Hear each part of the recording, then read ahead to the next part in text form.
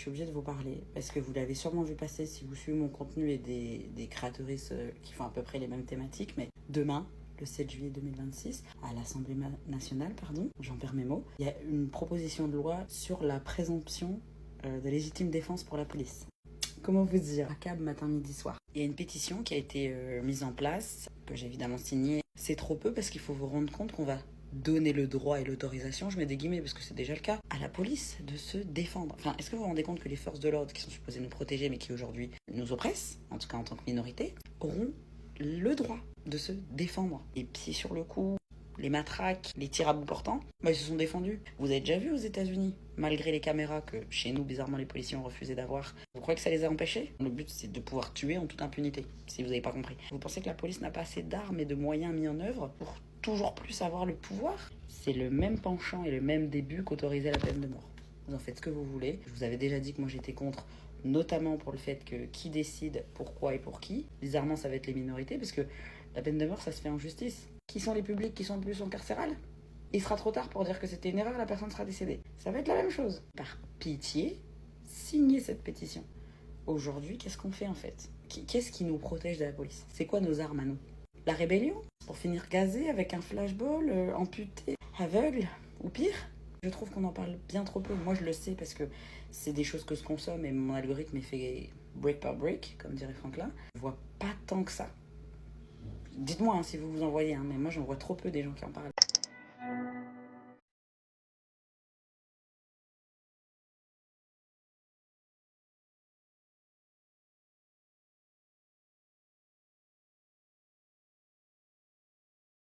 Aucune connaissance sur le fait que l'Argentine a procédé à un nettoyage ethnique et qu'à la base, il n'y avait pas que des blancs là-bas, cette vidéo est pour toi. Aujourd'hui, on estime à 1,5, 1,8 million la population métissée. Je précise, le métissage n'est pas une couleur de peau. Ça donne entre 3 à 5% de la population. Donc quasiment 2 millions de personnes aujourd'hui ne sont pas blancs de souche, comme vous imaginez, descendants d'Européens. Vous n'êtes sans doute pas sans ignorer que Christophe Colomb et ses collègues sont venus dans les Amériques pour coloniser. Si l'Argentine parle espagnol, c'est bien parce qu'il y a eu colonisation des Espagnols. Déjà, à la base, il faut savoir qu'en Argentine, vous avez les premiers peuples, les natifs, qui n'étaient pas blancs. La population noire de l'Argentine est issue d'une traite négrière. Étonnamment, ça s'est produit durant la domination espagnole du vice-royaume, le Rio de la Plata. Entre le 18e et le 19e siècle, la population noire représentait la moitié du pays. C'est énorme. Colonisation, on dégage des peuples ou on les tue. Ajoutez à cela, traite négrière, t'as des maladies, t'as des gens qui décèdent. In fine, ça te fait plus beaucoup de personnes blanches, encore moins natives. Et là, on arrive à un premier élément, les guerres d'indépendance. Comme la chair à canon qu'a fourni les tirailleurs sénégalais, les Noirs ont été en première ligne. Dans les troupes de l'armée du Nord, celles qui ont combattu pour l'indépendance de l'Argentine, plus de 65% de Noirs. Je précise, des Noirs libres, parce que le reste est en esclavage. N'oublions pas, on est dans les années 1800 à ce moment-là. Deux dernières dates très importantes dans l'extinction de la population noire. La guerre du Paraguay, 1865-1870. Des pertes considérables. L'épidémie de fièvre jaune qui frappa Buenos Aires en 1871. Juste en bonus, beaucoup d'immigration vers l'Uruguay parce que là-bas le climat politique était favorable. Et pour le dernier siècle, entre 1850 et 1950, vous avez l'immigration massive des peuples européens en Amérique latine et notamment en Argentine. NAZI qui n'ont pas été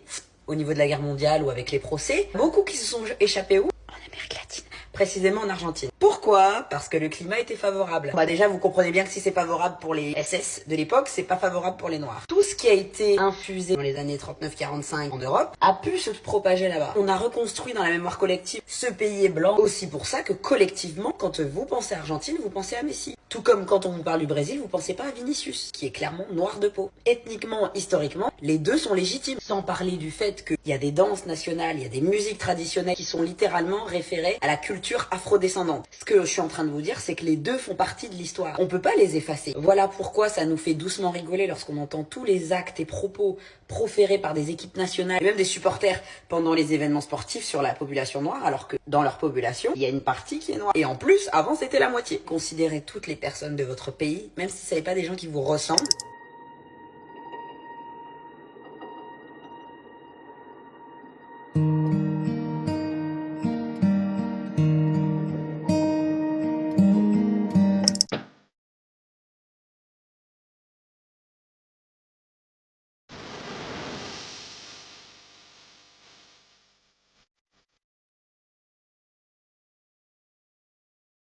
Bon, j'ai vu passer l'énième sortie de route de Chéra et Gaël, toujours le même binôme quand il s'agit de rigoler des minorités. Bref, la blague sur le petit Grégory.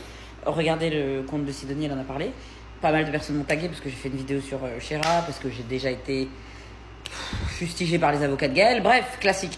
Mais j'en profite pour rebondir. En fait, vous n'allez pas mourir si vous ne faites pas de vanne sur la mort d'un petit garçon dans d'atroces souffrances. Si vous ne faites pas de vanne sur un mec qui est multirécidiviste, recherché par tout le pays pour des féminicides, des tortures. Je sais pas, hein. Peut-être qu'il faut vraiment commencer à avoir un petit peu de dignité et un petit peu de savoir-vivre et savoir-être. En fait, si vous ne faites pas de blagues sur le H, vous n'allez pas mourir. Si vous ne faites pas de blagues sur l'esclavage, vous n'allez pas mourir. Bah, parce qu'en fait, on dirait que c'est votre seul fonds de commerce. Pour moi, les individus qui sont morts de rire de ça ou qui disent c'est de l'humour noir alors que c'en est pas, l'humour noir c'est pas tout le monde qui est capable de le faire et c'est souvent fait par les concernés justement parce que c'est une manière de rebondir sur soit des traumas, soit une condition qui est subie et vécue. Bref, je suis encore en train de vous expliquer l'humour en 2026. Mais quand ça vient de personnes plutôt à droite ou qui ont déjà 1 milliard de sorties de route, hein, on parle du blackface de Chéra, on parle des propos misogynes de Gaël, on parle des N-words utilisés par Gaël, la liste elle est longue comme le monde. Voilà. À un moment donné, il faut peut-être ouvrir les yeux et arrêter de jusqu'à la moelle les individus. Ces gens-là ne payent pas vos loyers.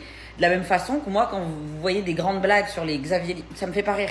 Ça me fait pas rire. Ou sur le petit Émile, ça me fait pas rire. Charlie Hebdo, ça vous a choqué quand c'était Émile parce que c'était un petit blanc, un petit enfant. Et vous faites la même chose avec Cher Gaël. Tout ce que j'ai à vous rappeler, c'est que les influx, si jamais vous aviez des doutes sur le fait que ça soit des excuses, on n'est pas calé en politique, c'est pas notre boulot, on n'est pas Kylian Mbappé. On n'a pas de poids, on n'a pas d'influence Kylian Mbappé. Ça suffit. La belle journée. Allez signer la pétition qui est dans ma barre d'infos, le lien. Continuez à voter à gauche si ce n'est pas encore le cas. Continuez de manifester en ce sens. Faites attention à vous dans les rues. Dès qu'il y a des personnes qui vous remettent en question sur le fait que si on fait rien, il n'y a pas de problème avec la police, vous bloquez. On n'a plus le temps, 2027 c'est demain.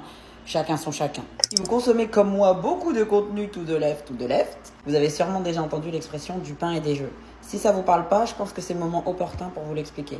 Pour vous parler de cette expression, je vais vous la dire dans la langue originelle, c'est-à-dire en latin. Panem et circenses, qui signifie du pain et des jeux de cirque. Ils se rendaient compte que la population, à partir du moment où elle se souciait que de son estomac, donc ce qu'il y avait à manger, donc le pain, et d'être divertie, les jeux du cirque, le reste n'était pas important. À l'époque latine, tout était politique, sous-entendu, le pouvoir peut faire ce qu'il veut tant que le peuple a à bouffer et de quoi s'amuser, le reste importe peu. Vous n'avez pas l'impression que c'est ça avec notre société? Quand on décide de vous donner à manger les miettes et qu'on vous divertit avec la Coupe du Monde, qu'est-ce qui se passe? Des propositions de loi, pour donner la légitime défense à la police. Marine Le Pen avec son bracelet au pied soi-disant inéligible qui se présente à la candidature. C'est que ça. Vous avez jamais remarqué que dans des moments de grosse tension, il y a des lois qui passent en soum-soum? Alors moi je suis pas une adepte d'LCI parce qu'on se fait royalement chier sur la chaîne et c'est pas pour rien, encore une fois c'est voulu. Le but c'est que vous soyez le plus déconnecté de ce qui vous concerne de près ou de loin. Pourquoi en fait les 500 000 signatures on les a que maintenant alors que la loi est déjà passée au niveau de l'Assemblée, que maintenant c'est au Sénat? Pourtant la majorité des gens qui vont le manger, la loi de plein fouet, c'est les jeunes racisés. C'est nous. Non, je suis plus jeune, mais je suis toujours racisée. Faut que vous compreniez que ce n'est qu'une porte d'entrée. Qu'est-ce qui vous indique que ça sera légitime ou pas? Il sera trop tard, la personne sera morte. 10 ans qu'Adama Traoré est décédé, justice n'est toujours pas rendue. Qu'est-ce que ça aurait été avec cette nouvelle loi? Regardez Naël, 1,6 million que la société a su soulever pour soutenir le policier qui a tiré à bout portant. Et vous pensez encore que tout n'est pas politique? Enfin bref, allez signer et rebellez-vous. Juste pour rappel, on est sur un 14 juillet, fête nationale française, défilé militaire, avions, hélicoptères, toute l'armée de terre au sol. Vous avez les policiers, vous avez tout le monde, le président, la terre, parce qu'il y en a qui se déplacent, donc ils vont encore avoir nos chefs d'État bien pro-Israël qui vont être ici. Et puis en même temps, le soir même, vous allez avoir, en plus des feux d'artifice et des célébrations, la demi-finale Coupe du Monde France-Espagne. Et genre là, vous n'avez pas peur pour votre cul. Quand je dis vous, c'est des personnes racisées, notamment les hommes. Si vous êtes fan de foot, ou si vous avez l'intention d'aller regarder les matchs, notamment à Paname, mais sinon dans la France entière, faites tellement attention à vous. Entourez-vous de personnes, donnez vos localisations, ne restez pas seul, ne vous baladez jamais sans batterie, sans réseau. Enfin vraiment, dès qu'il y a trop de mouvements de foule, retirez-vous. Je vous rappelle qu'avec la loi qu'ils essayent de passer, ça va encore moins pardonner. Et allez la signer d'ailleurs, la pétition où on est contre la loi de présomption de légitime défense pour la police. Enfin, le permis de tuer, quoi.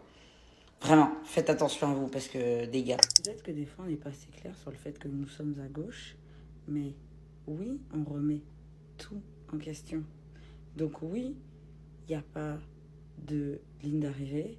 Oui, ce que tu penses aujourd'hui, tu vas sans doute être amené à le questionner et remettre en question demain. Et c'est à quel... Enfin, non, parce qu'en fait, je vois des fois des commentaires comme si vous étiez des réacs de droite et je suis là. Oui, on va tout questionner. Les vêtements, la consommation, l'éducation, l'école, les métiers, la nourriture, le prix d'une place de concert, tout en fait. Tout. Étant donné que le capitalisme est infusé, il pourrit, même gangrène notre société, qui du coup est raciste, validiste, et tout ce qui finit par isme et compagnie. Bah oui, en fait, je sais pas, hein, peut-être qu'on n'était pas sur la même...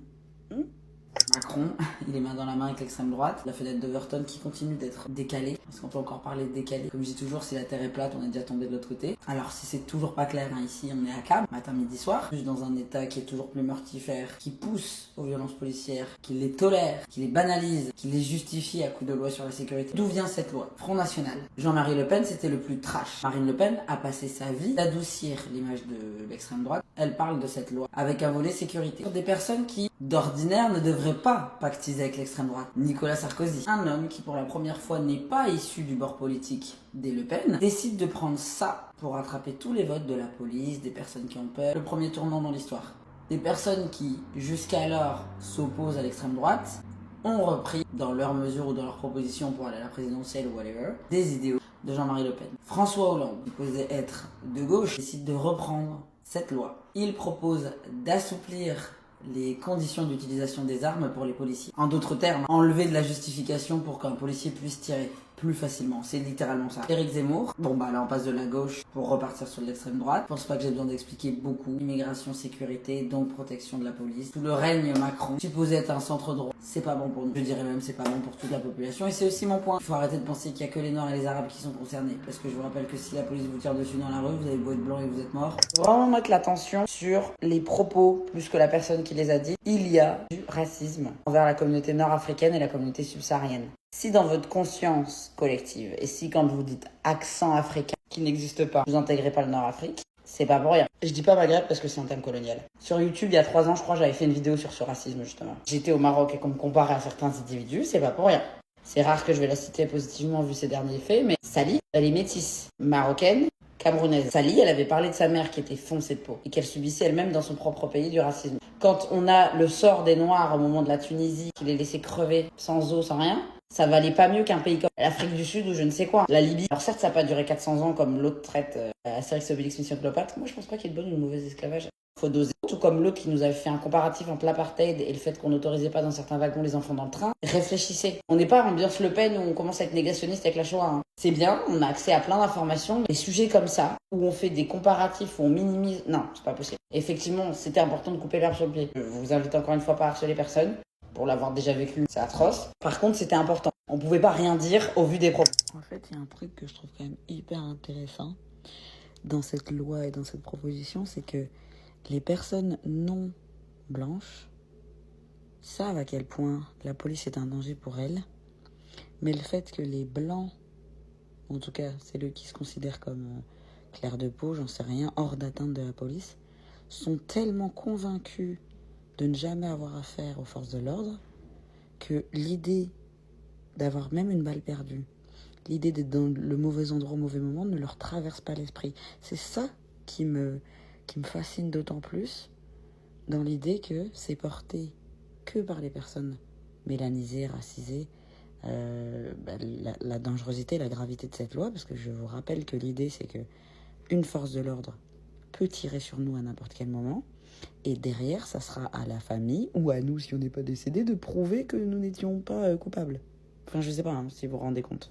Loin de moi l'idée de voler la place des concernés. Donc je vais tout de suite faire un shout-out à Louise, à Lies Loufoque, à Léa Loutomasi, je crois que ça se dit comme ça, et d'autres comptes qui parlent de l'enfance, qui parlent 2 incestes. Là, je vous parle juste en tant qu'éducatrice qui a travaillé en aide sociale à l'enfance, parce que la question m'a été posée par rapport à la fameuse loi sur la protection de l'enfance, la perpétuité pour les criminels. C'est compliqué de parler en code. Je vous ai déjà dit que j'étais contre les lois pour l'autorisation de la peine de mort. Vous doutez bien que je suis contre les lois de perpétuité, surtout dans ces cas-là. Big unpopular opinion, je suis contre la peine de mort, peu importe envers qui. Je vais vous livrer mon point de vue en tant qu'éducatrice spécialisée et j'espère un maximum de bienveillance en commentaire parce que c'est un débat qui fait toujours rage et je veux vraiment pas de personnes inappropriées ou de propos ou quoi que ce soit. Parce qu'on parle d'humain, que vous le vouliez ou non. Toute cette diabolisation de c'est un monstre, c'est un truc, je veux même pas en entendre parler. Parce que on n'est pas dans cette dimension-là. Là, je vais vous parler d'un point de vue professionnel. Alors, déjà, je suis contre par le principe que personne sur cette planète n'a le droit de vie ou de mort sur un individu. La seule personne qui a le droit de mettre fin à ses jours, c'est la personne concernée. À un moment donné, on va parler français. Je vous l'ai dit, ça va être cru. Secondo, quand tu fais un métier comme le mien, et je parle vraiment toute seule, hein, je dis pas que je parle au nom des éduques, moi, je fais ce métier parce que j'ai de l'espoir en l'humanité, j'ai foi en la seconde chance, j'ai envie de croire en l'évolution des êtres humains, sinon clairement je ne ferai jamais ce métier, je pense que vous pouvez le comprendre. Même si certains décident de fonctionner de manière binaire en disant « Ouais, si, de toute façon, c'est soit tout blanc, soit tout noir », bah c'est faux. Voilà, vous n'avez qu'à me côtoyer dans la vraie vie de manière professionnelle, vous comprendriez que c'est pas le cas du tout. Il est important, en fait, de reconnaître qu'une personne ne doit pas être condamnée à vie. Et quand je dis condamnée, c'est pas dans le sens justice. Condamnée, c'est-à-dire dans la tête des gens, à ne pas avoir le droit à une réinsertion. Je trouve ça plus éducatif l'idée qu'une personne garde à vie la trace de ce qu'elle a fait et qu'elle en subisse la conséquence, c'est-à-dire d'être exclue du milieu, etc., que juste de mourir bêtement. Enfin, vraiment, c'est mon avis, hein, encore une fois. Le problème, c'est qu'on aime trop faire un amalgame, c'est-à-dire que, imaginez-moi demain, en tant qu'adulte, je suis condamnée pour V sur un enfant, bah, je suis interdite de travailler avec des enfants, donc je pourrais plus jamais être éduque, je pourrais plus jamais être titulaire de mon BAFA à l'heure actuelle, je pourrais plus jamais travailler en école, en crèche, ça me paraît évident. Mais est-ce que j'ai pas le droit demain d'être, je sais pas, d'être éboueur, d'être secrétaire? Vous voyez ce que je veux dire? Toute ma vie, je dois être condamnée et ne plus jamais avoir le droit à une réinsertion potentielle, ce qui signifie qu'on va me précariser quand je sortirai de prison. Imaginons, je suis condamnée, mais ma peine fait que un jour je sors de prison, parce que la prison à vie n'existe pas en France, légalement. Je sors de 30 ans de prison, qu'est-ce que je fais? Comment je trouve des sous? Comment je trouve un toit? Comment je trouve une raison de vivre, en fait? Parce que tout ce qui va s'offrir à moi, c'est de la précarité et des comportements à risque. Peut-être que je vais me mettre dans le deal parce qu'en fait, à un moment donné, il va falloir que je trouve des sous. Peut-être que je vais me mettre carrément dans des comportements à risque en termes d'addiction parce que comment je maintiens le fait que j'ai perdu tout lien avec cette société, enfin, etc., etc. Donc pour moi, c'est vraiment un engrenage qui n'a pas lieu d'être.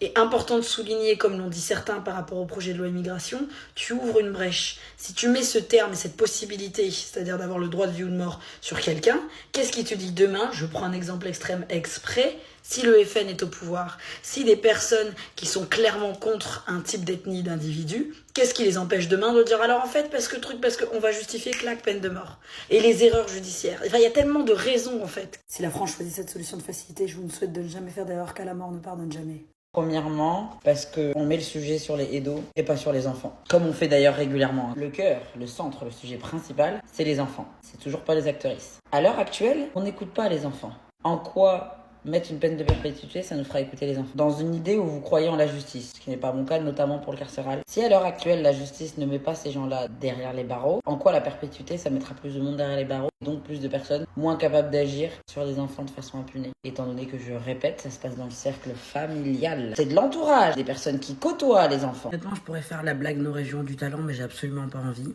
Si vous savez pas, je suis éducatrice spécialisée et je suis originaire du nord de la France. Le directeur de l'aide sociale à l'enfance du Pas-de-Calais, la deuxième partie du Nord-Pas-de-Calais, a été mis en examen pour détention d'images donc d'enfants, hein, bien sûr.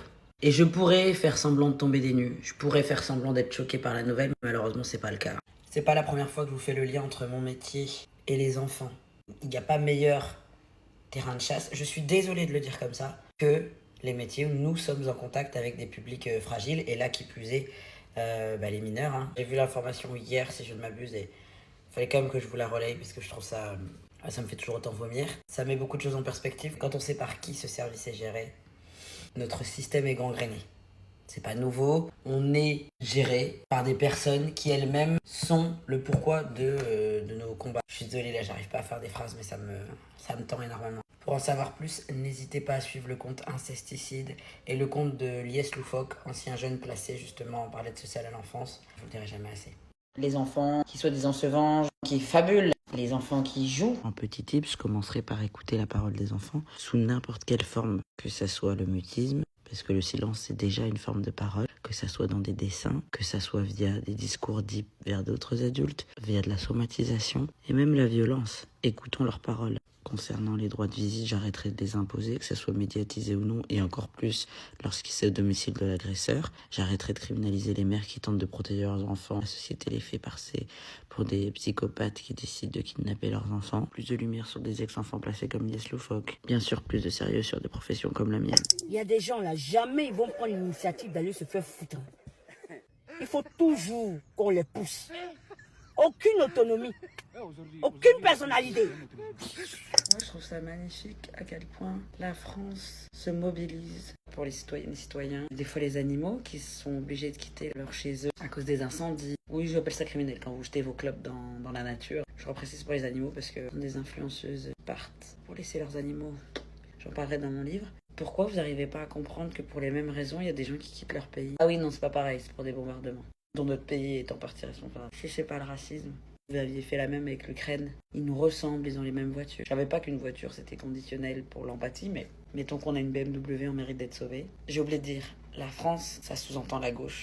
Qui a voté contre des budgets alloués pour les pompiers, plus de soins, plus tout ça, hein, les médecins, parce qu'ils soutiennent quand il y a des asphyxies avec le feu, des choses comme ça. Les patriotes et aider son prochain quand soi-même, son propre parti, a voté contre.